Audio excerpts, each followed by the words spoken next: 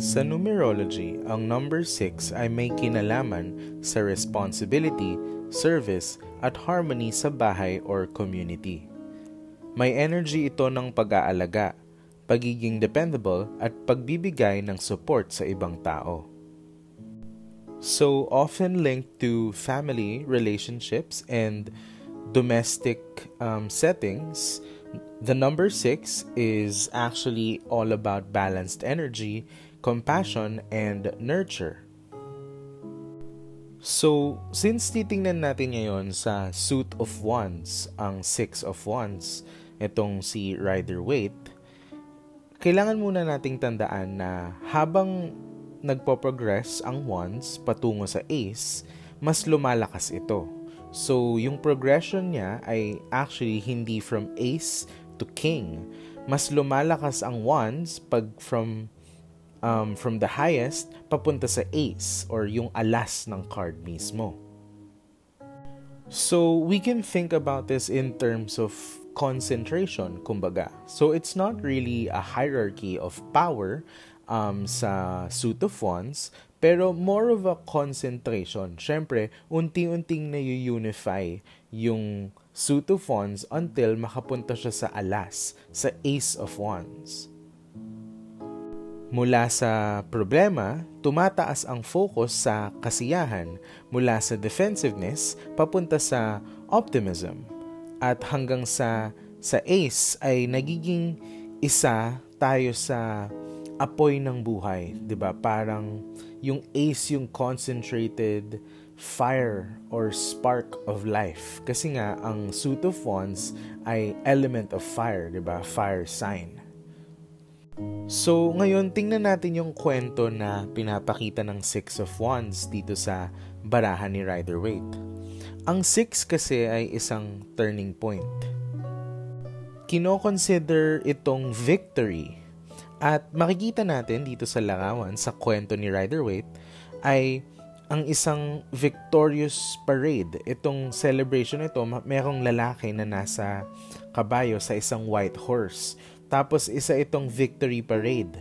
Ang hero ng ating kwento, itong lalaki na ito, ay kinoronahan ng wreath at napapaligiran ng kanyang mga followers. So ito, 'di ba, yung wreath, yung laurel wreath sa ulo niya. Ito yung crown na binigay sa kanya ng mga followers niya to celebrate his victories. Pero hindi pa siya umaabot sa kanyang destination. Kumbaga yung parade papunta pa lang kung saan man yung patutunguhan nila. Pwedeng galing siya sa isang adventure, 'di ba? Parang sa kwento na to, isa siyang hero. Tapos natapos niya na yung journey niya, so pauwi na siya in one victorious parade, 'di ba? A celebration na tapos na yung challenges, tapos nagwagi na siya. So ayun nga, the Six of Wands is actually a very optimistic card. So it's about success and yung desire na ine-expect nating makamit, 'di ba? Syempre sa buhay madalas kahit meron tayong mga small victories in life, hindi naman laging naro-romanticize, 'di ba? Hindi laging ganito ka-grand yung victories natin. Parang wala namang parade in real life usually. Pero what's important is yung belief natin sa sarili natin. Kasi syempre energy 'yon. Energy na kailangan natin para magtagumpay. It's really all about the optimism and the belief that we have and the trust and faith that we place in ourselves. So, kumbaga yun yung susi to achieve the victory that we want. We have to believe ourselves and kumbaga imagine ourselves and put us in the place of the hero or the adventurer, parang ganon, in this story. Kailangan meron tayong faith na ganon to see ourselves as the hero. Yun yung key para makuha natin yung gusto natin. Yun ang sinasabi ng Six of Wands. And actually, itong belief na ito, itong confidence na ito, it's actually what makes us alluring for other people. So, ang Six of Wands, sinasabi niya na we can open this energy up to other people, 'di ba? Para ma-inspire sila, para tumulad sila sa mga ginagawa natin. Maybe not necessarily as a role model or an inspiration, pero it parang charms them to move as well, to do action. So, or to maybe meron kang masastart na chain reaction na hindi mo namamalayan, tapos yung belief mo sa sarili mo will lead to someone else believing in themselves as well, 'di ba? Tapos may chain reaction na, tapos lalaki na yung kwento, tapos lahat kayo patungo na sa small victories to big victories in life, all because you believed in yourself. Dahil kasi ang Six of Wands, ang Six kasi in general ay may kinalaman sa communication and generosity. So dito, ang paniniwala ng fire element sa buhay ay binibigay ng wands sa mga tao sa paligid nila itong energy na ito. So, yung belief in ourselves, it's not just internal. When we believe in ourselves, we actually share this energy with other people. When we are true to ourselves and we are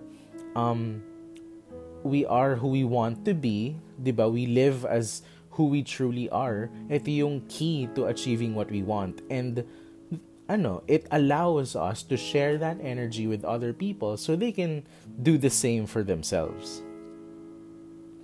So ngayon, kung titingnan natin yung Cats Rule the Earth Tarot, so same lang naman halos kasi inspired talaga yung imagery na ginagamit ng Cats Rule the Earth sa stories na pinapakita ni Rider-Waite.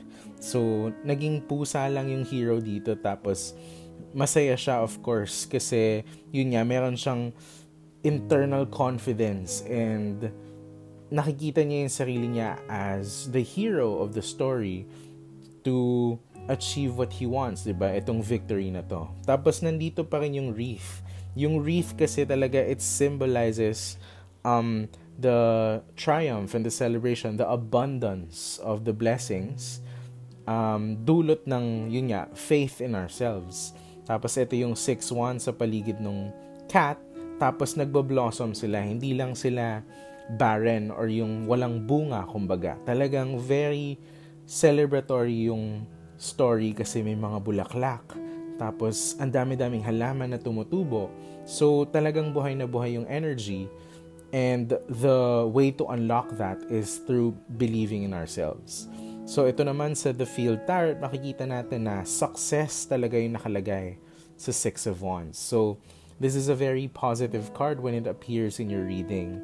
Tapos ito naman, merong interesting contrast na yung 6 of Wands sa likod, parang sila yung mga nagwo-wither na puno. So merong parang dissonance. Pero kung titingnan natin, yung mismong hero or in this case heroine sa kwento ay parang sa kanya nag-emanate yung blooming energy. Meron siyang confidence na despite yung environment niya, parang siya mismo, she's filled with abundance. And that's all because of the glory that is brought upon by believing in ourselves. So, kapag naka-reverse naman ng 6 of Wands, yung sinasabi niya is, kasi syempre, ang true optimism ay nagdadala ng victory, di ba, ng tagumpay. Pero meron kasing false optimism na pinagtatakpan lang natin yung mga doubts natin. Kumbaga parang bravado, hindi siya true belief in ourselves. Parang pinapakita lang natin sa mundo na, oo, confident ako, I believe in myself, na everything is fine with me, ganyan. Pero deep down, hindi pala. Meron palang seed of doubt na hindi natin maalis sa sarili natin. So, hindi siya true belief and faith in ourselves. So, kapag kasi ganito, kapag false optimism, nagdudulot siya ng fear and weakness. Kapag upright kasi, ang 6 of Wands, ang sinasabi niya, ang optimism, itong true belief na to, hindi napipilit. Kaya ang sinasabi ni 6 of Wands kapag naka-reverse is more likely ang nangyayari sa atin ay yung opposite, nagiging defeatist tayo. Meron tayong fear of losing na instead of victory, nagiging yung nakakamdaman natin is more about self-doubt and fear, na it's not about wala tayong belief sa sarili natin, and mas nananaig yung takot sa loob natin. Pwede ring may takot tayo, 'di ba? May fear tayo na baka merong mga tao na i-betray tayo. Meron tayong lack of trust, kumbaga. So kung upright is belief, 'di ba, and faith, pag naka-reverse si Six of Wands, nagro-rule yung fear sa loob natin, sa hearts natin. Tapos, minsan, iniisip natin na baka merong mga magtataksil sa atin. So, pwedeng ganon. Kasi nga, ruled by fear. And actually, kapag ganito, ang warning ni Six of Wands kapag naka-reverse ay possible na maging self-fulfilling prophecy itong fear na to. Kasi yung pagiging suspicious natin, yun mismo yung baka maging cause ng betrayal. Dahil iniisip natin na, baka merong mga magtataksil sa akin. So, mawawalan ka ng trust, 'di ba? Yung mga relationships mo, since 6 is all about relationships and domestic settings, so baka iniisip mo na i-betray ka nila. Baka dahil sa lack of trust na yun, baka nga magkagulo kayo kasi magiging self-fulfilling prophecy siya. Kumbaga, mamamanifest mo yung fear, so magiging totoo siya.